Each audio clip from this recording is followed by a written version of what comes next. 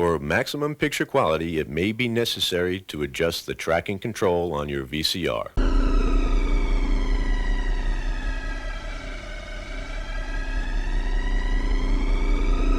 My camp has over 2 million acres to explore and one of the largest deer herds in the country. You'll find ducks in the winter and turkeys in the spring. You can fish in lakes, rivers, or on the Gulf year-round. At my camp, there's something for everyone. Where's my camp? It's Mississippi. Call 1-800-WARMEST for a free video and hunting and fishing and outfitters guides. My camp is your camp. You know, here at Mossy Oak, we're not that different from other companies. Like a lot of dedicated employees, most mornings we're in the office well before sunrise. We tell stories around the water cooler. We've even got an employee washroom. And like every other office, we've got our share of turkeys. No, we're not that different. But our camo sure is. Never before has your time in the field been more productive. Mossy Oak Game Plan provides an easy and fun way to incorporate and analyze information from your hunting area. Analysis is made easily by the use of high-resolution GPS-compatible topography maps of your hunting area. Enter information such as where you scouted or hunted and what you saw. This program will produce simple screen graphics and reports that will make your hunts the most they can be. To develop your own personal game plan, call 1-888-MOSSY-OAK.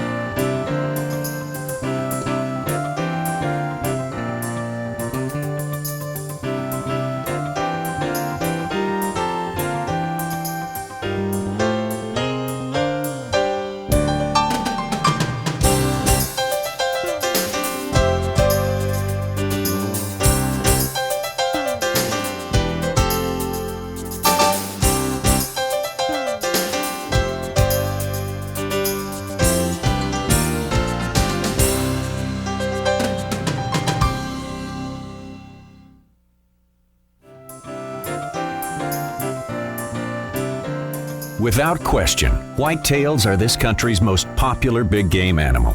Hunters nationwide can relate to whitetails no matter what part of the country they hunt or what their preferred hunting method. From Maine to Mississippi, the white-tailed deer brings more people together in the outdoors than any other species. Along with being the most popular, it's also one of the most successful stories in wildlife restoration in this country. As recently as 1900, the total whitetail population of North America was estimated at about 500,000, according to a study by the U.S. Biological Survey. At one time, nearly every state in the nation had closed its deer hunting season. By contrast, in the early 1960s, every state allowed some form of deer hunting. The deer population of the U.S. is now estimated at over 20 million. It's a proven fact that any animal that is legal to hunt in the United States will flourish. Ethical hunters working with state and federal wildlife agencies will see to that. Hunting is a heritage as old as man and a successful tool in modern wildlife conservation. For years, hunters have passed along their idea of absolute guidelines for hunting whitetail. In any sport where nature has the final say, there are no absolutes. There are, however, some tips and tactics that can certainly help you make decisions. In the end, decisions are what hunting is really all about.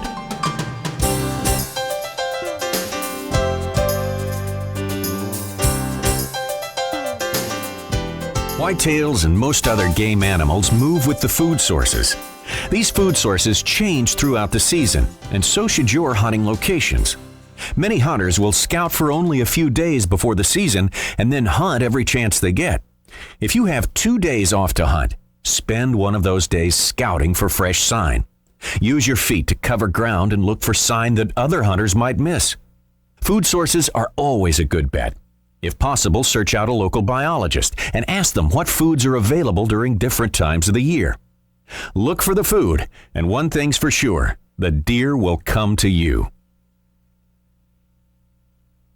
Many hunters prefer to scout their areas from long distance with binoculars or spotting scopes. If there are agricultural fields near your hunting area, it's a good bet that deer are using these for feeding grounds. These fields are ideal for long-distance scouting. Keep in mind that even at distances of several hundred yards, wind direction is critical. The whole purpose of long-distance scouting is to leave the deer undisturbed. Make sure the wind is in your favor and make as many trips to these fields or feeding areas as possible. Even the bigger bucks seem to show themselves in agricultural fields in late summer. Many times it may be at last light, but keep glassing. They will show. Keep a watch for the specific spots where the bucks enter the field. Try and pick landmarks such as a certain tree or bush before you move in to select a stand site. Also, pick a full moon night and try to see where the bucks exit the field. This could be great information for selecting a morning stand. If you find a spot for morning hunts, you'll need to plan an approach that doesn't spook the deer. Finding a great morning spot is like winning the lottery. It's hard to do. Scouting is an ongoing part of hunting. Once agricultural crops are harvested, focus on other food sources such as acorns. Knowledge of where these trees are is valuable information that can pay off year after year. Find the trees early and keep checking to see if they're producing. If you're hunting a new area, nothing beats legwork. You can't find those great out-of-the-way spots unless you're on your feet. Most acorn trees don't produce every year, so constant scouting trips are the key. Deer are extremely selective feeders. You can really improve your odds by knowing exactly what they're eating while you're hunting. They eat a lot of acorns. There's two main families of acorn-producing trees, white oak and red oak. The white oak, no matter which member of the family, this is a classic white oak, has no bristles on the end of the leaves. The leaf tips will always be smooth, whereas any member of the red oak will have these hair-like bristles right on the end of each leaflet of the leaf. Now, red oaks have a lot more acid content in them, therefore they're a lot more bitter and not as tasty to deer. White oaks have a lot lower acid level, therefore they're much sweeter, much more digestible and palatable. Within that white oak family, there's multiple species. This is the classic white oak, the hunter's dream. This is a mountain white oak. Notice no bristles in the leaves, and it produces a very large acorn, but they're very bitter compared to that classic white oak acorn, which is a little bit smaller, a little bit more pumpkin shaped. That's the hunter's dream. This is what you want. So remember, you can scout before season or after or during just by looking at the shape of the leaf and finding the right acorn. When acorns are all but gone, keep looking for the current food source. It may be winter crops like wheat or rye planted by farmers. Rest assured, the deer are feeding somewhere.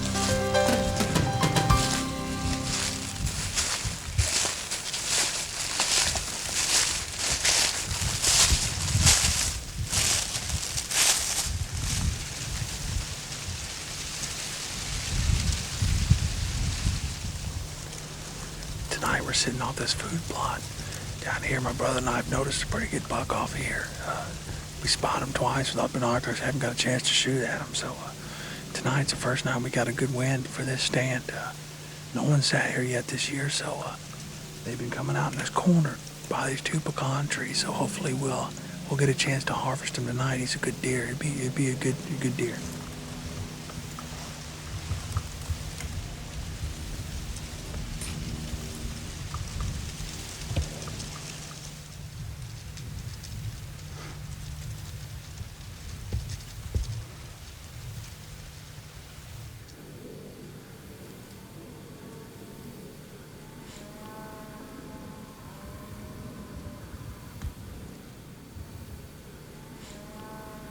There's a young deer up there. He's a young spike or forkhorn. Straight ahead of us. Right in the woods.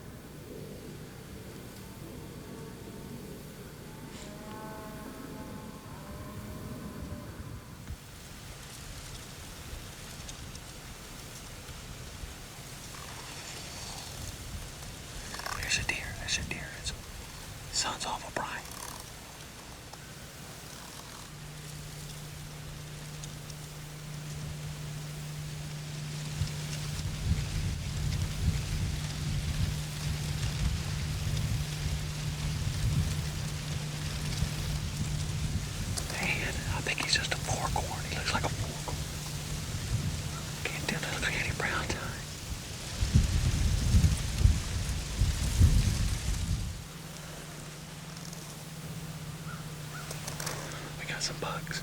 It looks like there's one coming on. There's a couple back there in the woods. They're coming right on the green field. Right toward. Yeah, the first buck is coming out on the green field.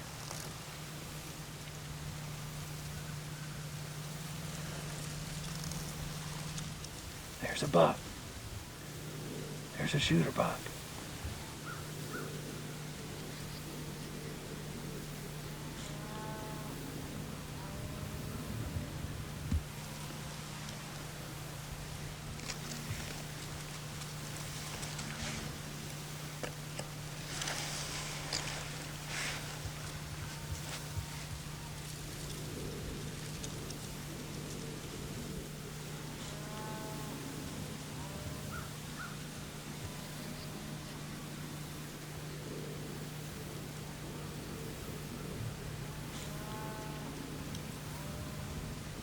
Stopped right behind a tree. I'm not believing this. All right, he's cleared the trees.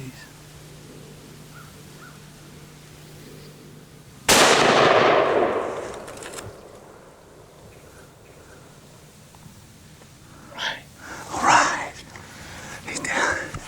He's down. He went down that ditch over there. I can't see him. I lost him. He's gone. We got him.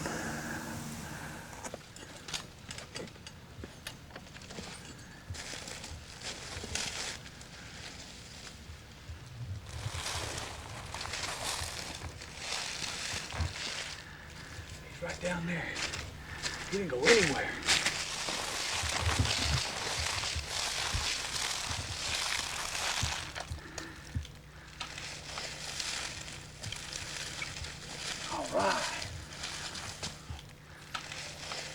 This is the best deer I've ever gotten here.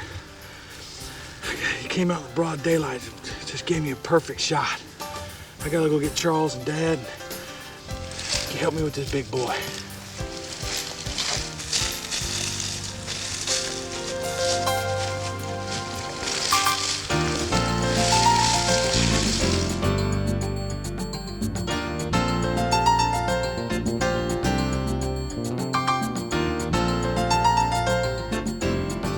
Many hunters can locate good, fresh sign to hunt over, but that's only half the battle. Once you've located the general area you're going to hunt, you still have to narrow that area down to a specific spot. There are many factors that go into selecting that perfect ambush point. Common elements to always consider are concealment, both scent and visual, and also approachability, or can you get to the stand site without alarming the deer. If you've done your scouting well and know about where the deer come from, then you'll know how to approach your stand. Try and locate a spot that will allow you the maximum concealment. In most states, early season hunts coincide with the archery season. If you're going to use a tree stand, look for a tree that has good cover. If the best cover is only 10 to 12 feet, hang your stand there. If there are multiple limbs that offer good cover, use those to further break your outline. Look behind your tree and see if there are other trees or foliage that will give you a background. This will keep you from being silhouetted if the deer looks up. Once you've selected what you think is the best possible tree or location, keep in mind you may need to clear some shooting lanes. If hunting from a tree stand, you can't pick those lanes until you've climbed up and have a clear view from an elevated position. If the area is fairly open, then shooting lanes should not be a problem. If you know the area is thick, you may want to open these shooting lanes well before season. In most cases, this is a two-person task. Have a hunting buddy on the ground with a portable saw. Climb into your stand and point out the obstructions that you need removed. If you're going to be bow hunting the stand, go ahead and mark some landmarks for distance. Once you're in an elevated tree stand, judging the distance can be tricky. A simple piece of surveyor's ribbon works great for this purpose. Once this is all done, have a compass handy and determine which wind directions will work for the stand site. If you know the direction the deer come from, then you should have at least 2 wind directions that will work. In a perfect setup, the deer will approach with the wind at their back and the sun in their face. In some situations, you may have to carry a portable stand in the day of the hunt. This can increase the element of surprise, but again, you're going to make noise and leave scent. Try and pick your specific tree or stand site from a distance and walk straight to it. Wear rubber boots. Avoid touching any vegetation on your way in and be as quiet as possible. Carry a portable saw to remove as many limbs and obstructions as you can reach from your stand. Cutting shooting lanes may not be an option when you climb up for the first time.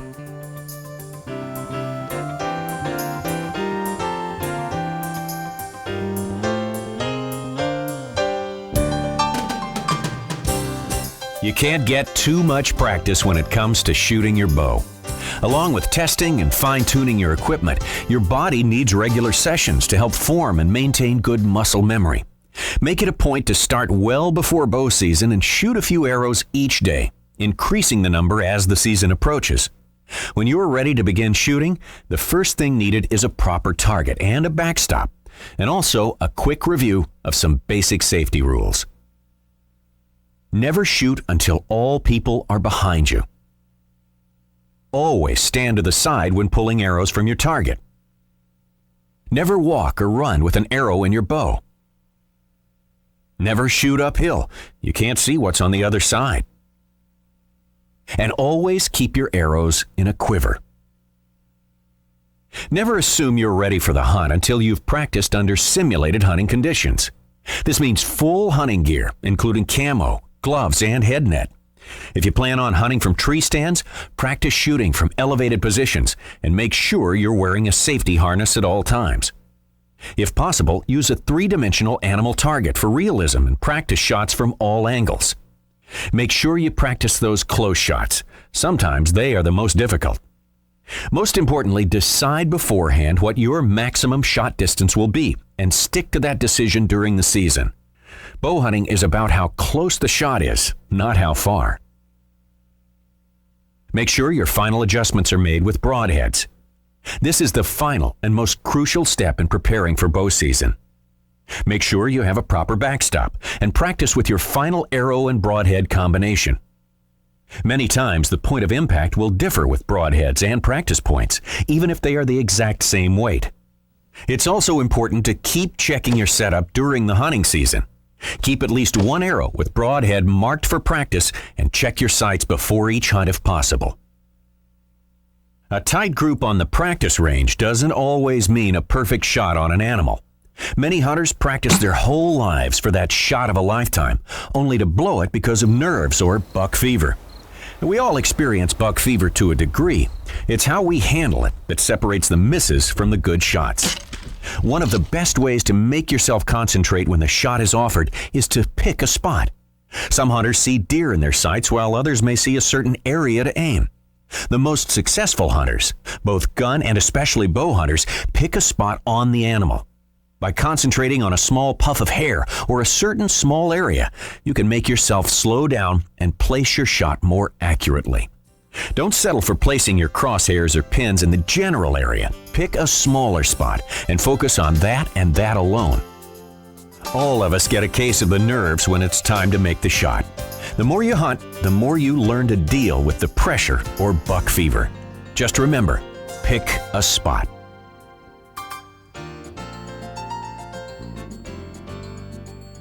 Dick, we've been seeing some real good bucks in this area here between these two big motts of shin oak.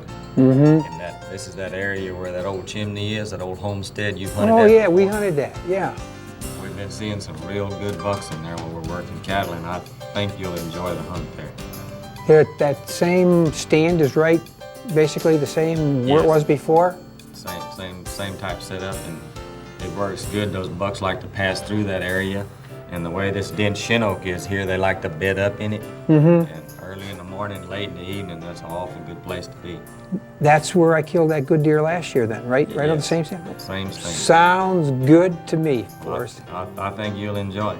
Well, you've been 15 years coming here. You've been right on the money, so I'm going to get out there and get after him in the morning. Well, you know where you're going, so let's go get it. Okay, thanks, Forrest.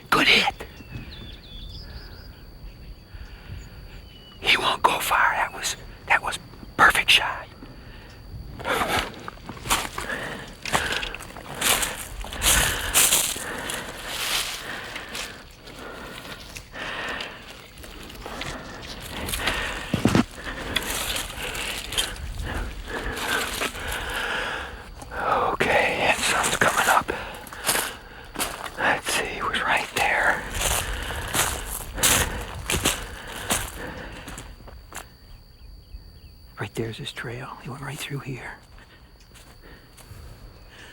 Hey, he came right up through here.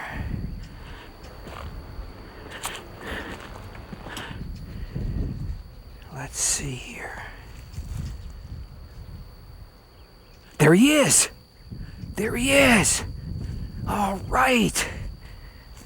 Oh, what a good buck! All right! Forrest is gonna be happy.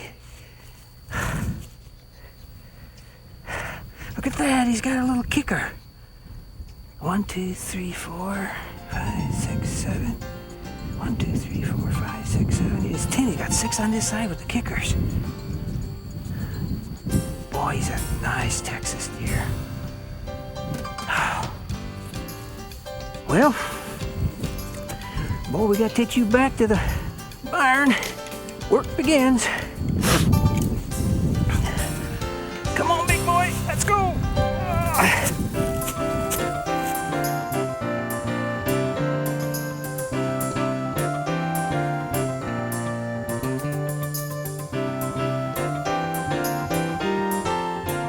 Without question, a deer's nose is its #1 line of defense.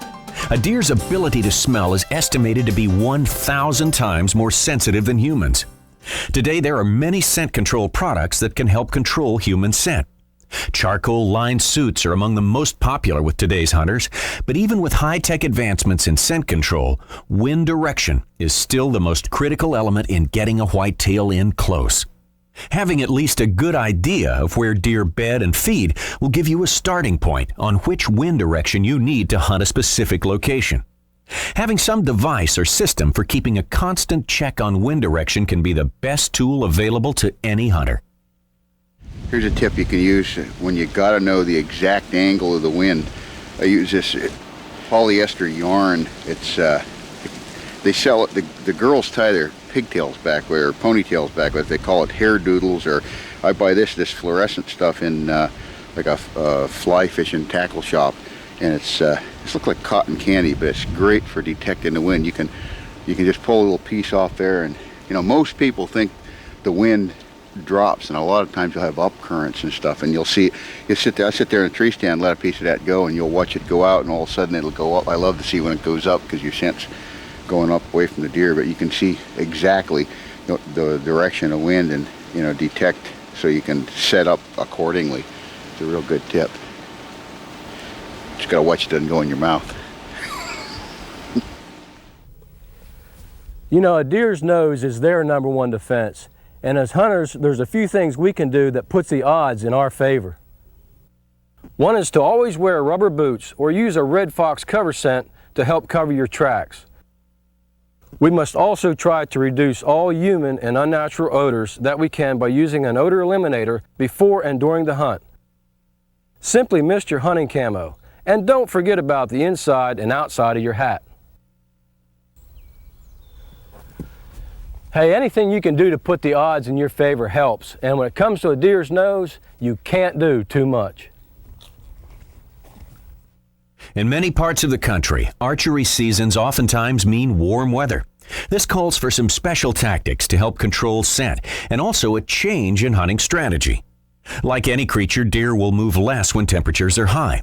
They will utilize the early morning and late evening hours more than ever. They also tend to center their activity near or around water. All of us tend to focus our scouting on the food sources in the early part of the year, but don't forget to check water sources when the heat is on. Creeks, ponds, or any freshwater source is a good place to start looking.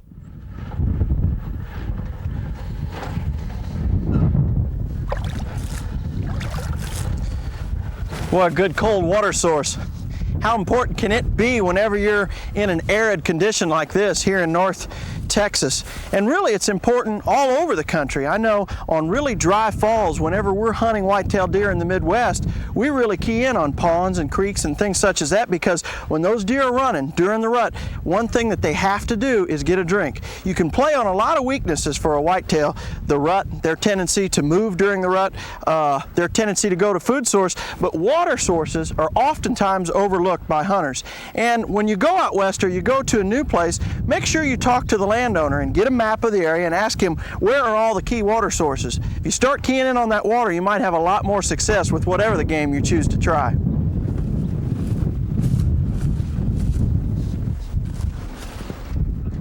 When hunting in hot weather, carry your hunting clothes or scent lock suit along in a plastic bag and change into them once you've arrived at your stand. Take a few minutes to cool down and then put on your outer layer. Wear rubber boots and stalk your way to the stand. Try and slowly pick your way in avoiding contact with any brush.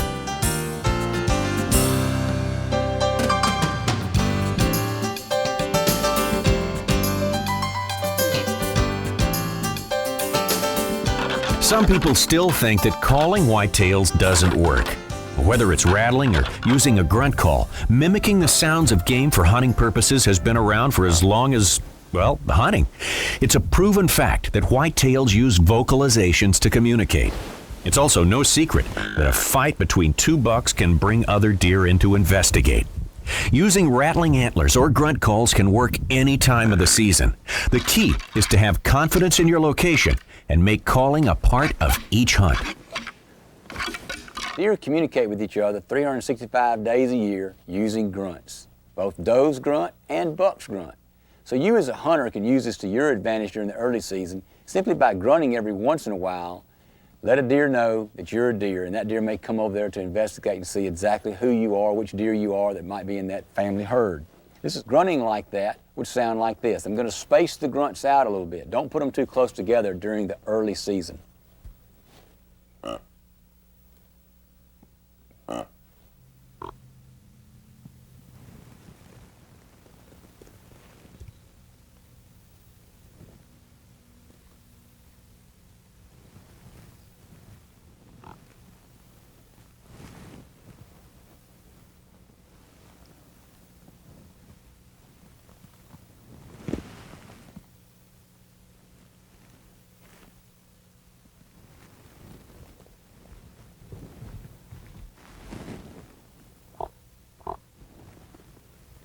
Then, as you get closer to the rut, you're in the pre-rut, what bucks are listening for is the sound of another buck trailing a doe.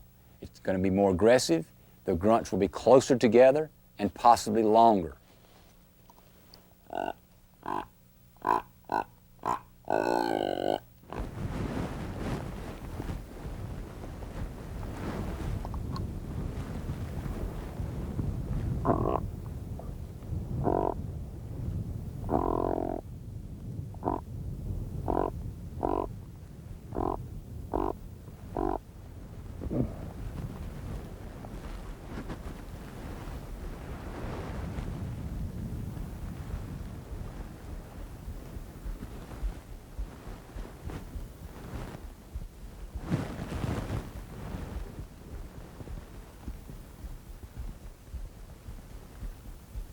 Keep calling, keep speaking the language. Who knows, you might call that buck in close enough for that shot. Very few people really consider deer hunting an active sport, and you and I consider it a very active sport, and we look for that window of opportunity in a deer's life when he will come to a call, he'll come to rattling, he'll come to rattle bags, he'll come to any kind of a noise from curiosity to wanting to fight. You know, it used to not be an active sport for me, but in the last few years after I've taken up calling and rattling more, man alive, it is very active. Let's talk about rattling horns a little bit. Now, you know... I know you put them gloves on. Yeah, well, this is one of the safety events right here. If you're going to rattle I like horns, thicker gloves even. Well, if you're going to rattle horns, you need to knock your eye guards off. You need to find you a good heavy set of 8-pointers. Now they become 6-pointers. Yeah. And really what you're doing is you're making that initial clang. You don't have to be that loud with it. Kind of tingling it together a little bit, because this is what they do. And then they do a lot of grinding and doing this kind of thing. You do the very same thing with those rattle bags. You might get around some limbs and rattle the limbs even with it, because they do that running over things. That's right, they're knocking everything in the world down there, and most people would probably prefer rattling on the ground, but you can do that on the tree limbs in the tree. That's exactly right. Make that initial sound, and you know what? When you watch bucks doing this, son, they are knocking everything in the world out there down. You get two bucks equal size and weight, they are going to fight. I mean, it's serious. You know, Harold, I would say that most fights occur at nighttime. A lot of them do. Because that's when most of the deer out there, they're more nocturnal, especially bigger bucks. And it's amazing how if you can ever capture it in daytime and see what happens, you know, a lot of times they'll size one another up. They'll paw in the sand or the dust, and they'll just like a couple old bulls out there. They'll walk around. Walk a circle around each other, but boy, when they make that initial clang, it's for real then, ain't it? That's right. They'll certainly come to you if you'll find that right time. That's exactly right. Now, let's practice with a rattle bag a little bit. You got a small one here. I've got a small one here, and I like this. I like just put it around my hand like it's this, convenient Dave. for carrying. It's convenient.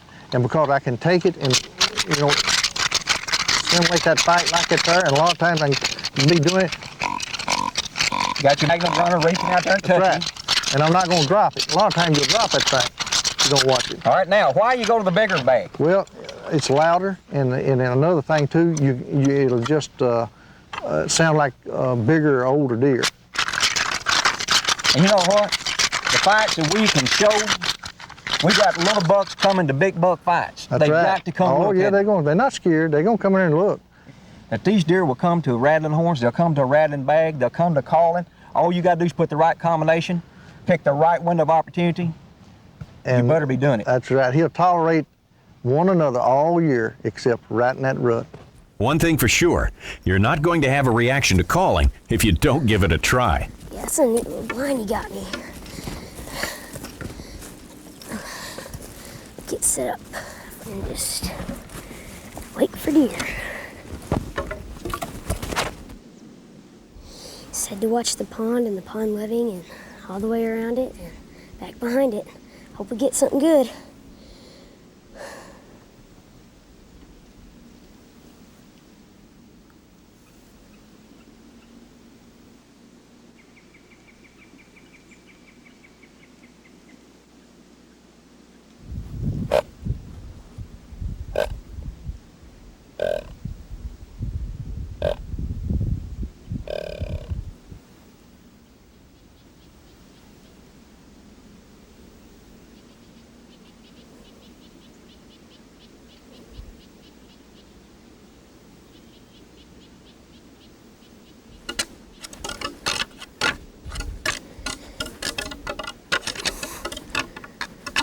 My dad told me to rattle a little bit before the deer start coming in, because if it's too late, they come start drinking water and it's too late, it's going to be kind of hard to shoot.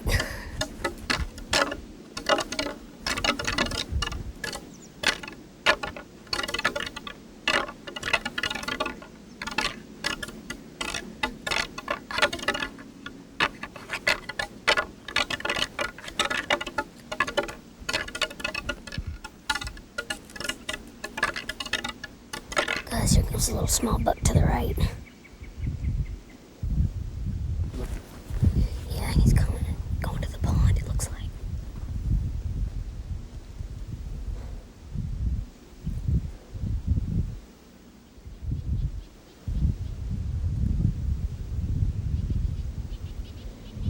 He's walking to the left.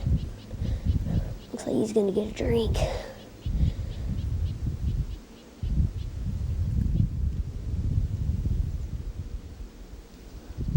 Something sure scared him.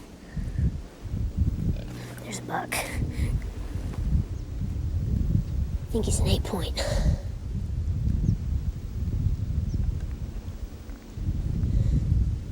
He's kind of walking to the right. He's going down to the pond. It looks like he's gonna get a drink.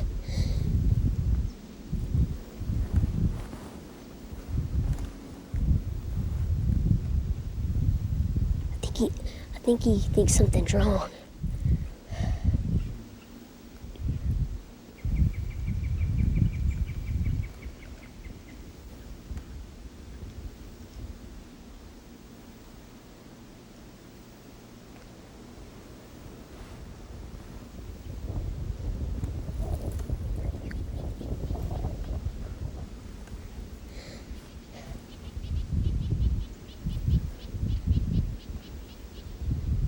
As soon as he turns broadside, I'm gonna take him.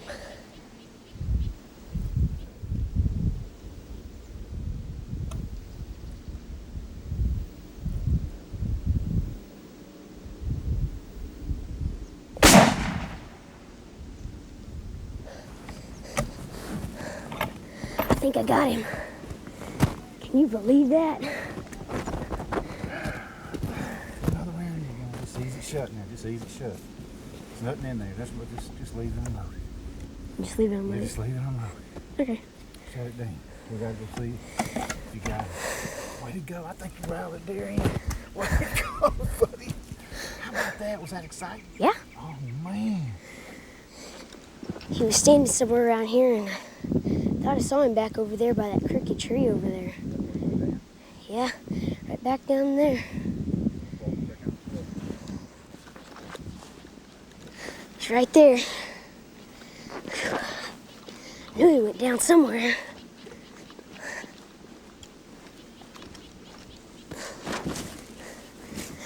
One, two, three, four, 5, 6, 7, 8. 8 point. Must have rattled him in. I told my dad I'd rattle him in. Sure pays off. Not bad. Cuz, you think you can help me drag this out of here? It looks a little big for me. Thanks.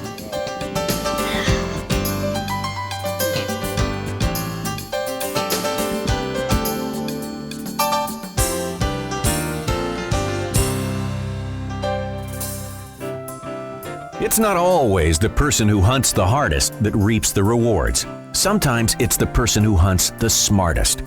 In the real world, most of us have jobs and responsibilities that keep us from hunting as much as we would like.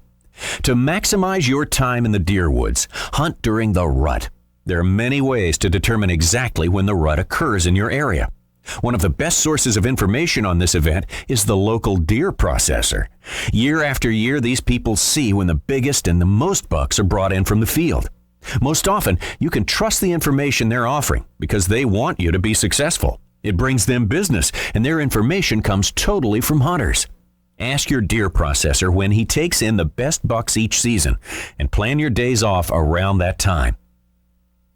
Local game and fish officers are also a great source of information when it comes to hunting advice. Keep in mind that these people loved hunting in the outdoors enough to make it their life's work. A pleasant hunting conversation with your local conservation officer can enlighten you more than you may think. Once you've determined when your best window for the rut occurs in your area, make a commitment to give it your all. Most hunters get in the habit of getting in the woods before dark and hunting the first 2 or 3 hours of the day, and then return to hunt the last few hours before dark. Hunting all day when you get the opportunity can be productive no matter what time of year. During the rut, it can be super productive. You know, one of the best times to use a deer lure is during the rut, and you should always use a doe estrus like Tink 69. Just place 3 or 4 scent bombs around your hunting location. Bucks travel during the rut looking for does, so when he smells the lure, he comes looking for the doe. Bow hunters can use a lure to attract deer and also to get a deer to stop for a good quartering away shot. Just place a scent bomb on each side of a deer trail where you want the deer to stop. By placing lure on each side of the trail, if the wind changes, the deer will smell the lure. Here's another tip. Use your scent bombs as yardage markers. Just step off the yardage from your scent bombs to your hunting stand. Then you know exactly how far you're shooting. You know, deer scents do work. The more you use scents and attractants, the better your chances of getting that buck in close.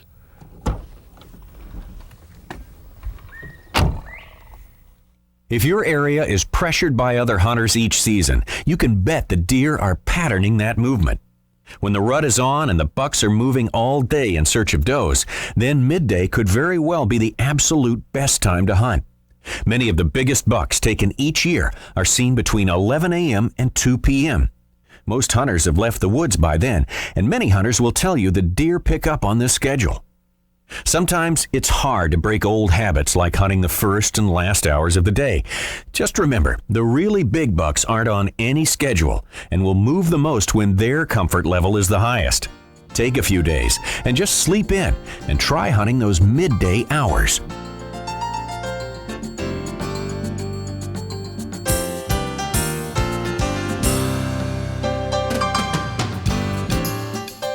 You know, it wasn't too many years ago that all hunters basically looked like soldiers. For many years, military surplus camouflage was the only camo available.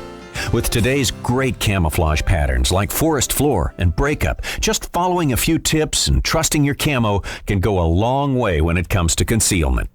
Even with today's superior camouflage patterns, there are still some basic camo tips that can help when close really counts.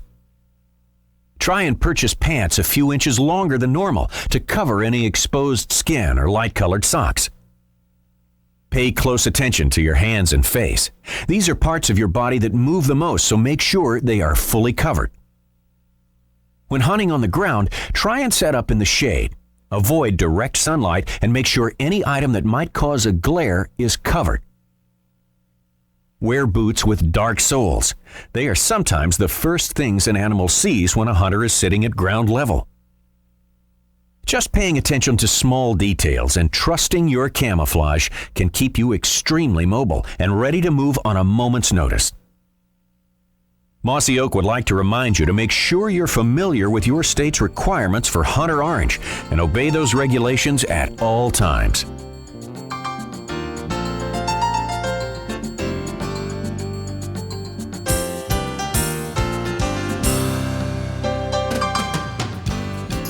Hunting is not that much different from any other activity when it comes to human nature. The more you practice something, the better you get. Unfortunately, experience can sometimes breed carelessness. In today's changing society, hunters need to constantly project a safe and ethical image to the non-hunting public.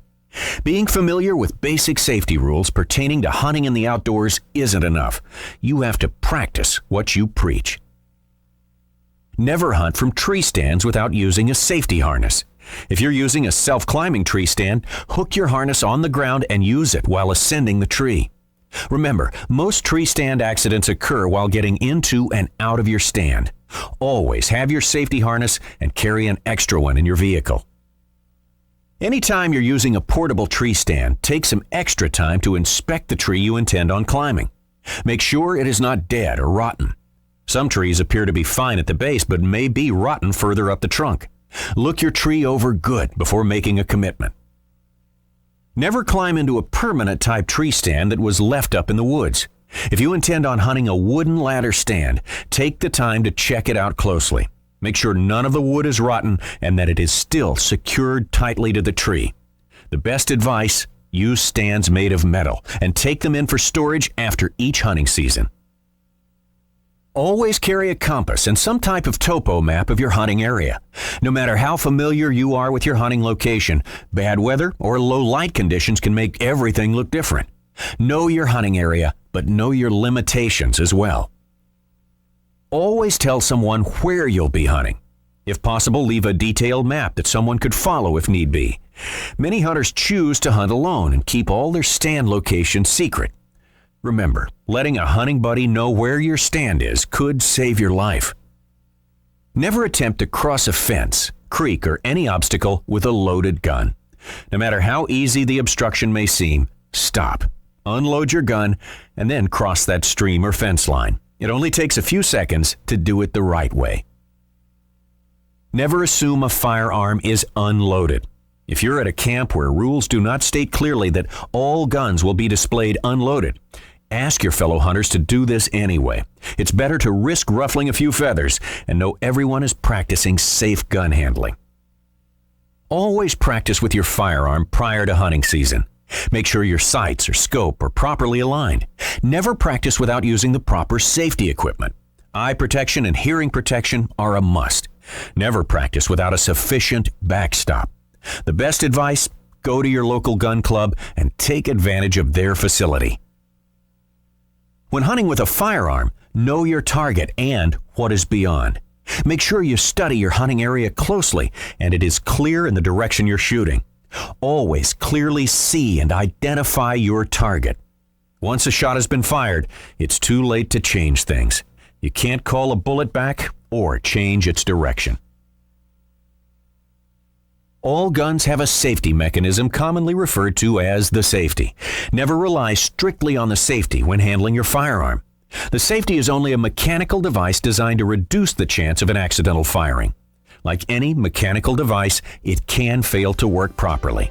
Use it, but don't let it take the place of safe gun handling rules.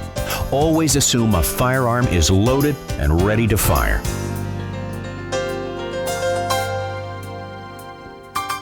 These are just some of the basic safety rules that you should keep in mind while hunting. There are literally thousands of safety-related tips that we could talk about for hours. Common sense will get you through most any hunting situation when it comes to safety. Stop, think, and reason, and never assume every hunter in the woods is following the rules. There is one other bit of advice that will always serve you well when it comes to the outdoors. Don't be afraid to ask questions. If your gun or bow isn't performing at the level you think it should, ask an expert. Many times what you think is a major problem could have an easy solution.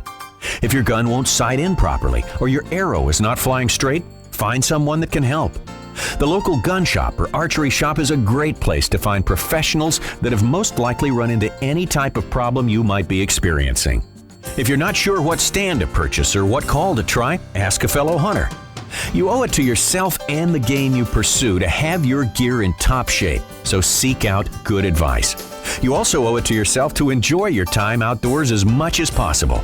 Don't be afraid to ask someone who you feel will take your question seriously and offer some good advice. You never know, you might find a new hunting buddy along with some great advice.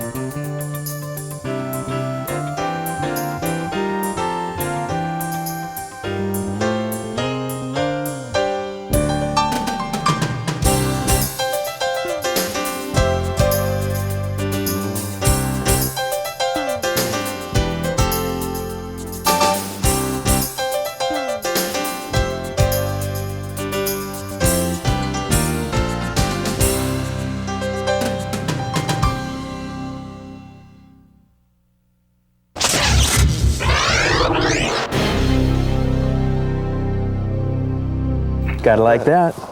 Yeah, that's the way to do it.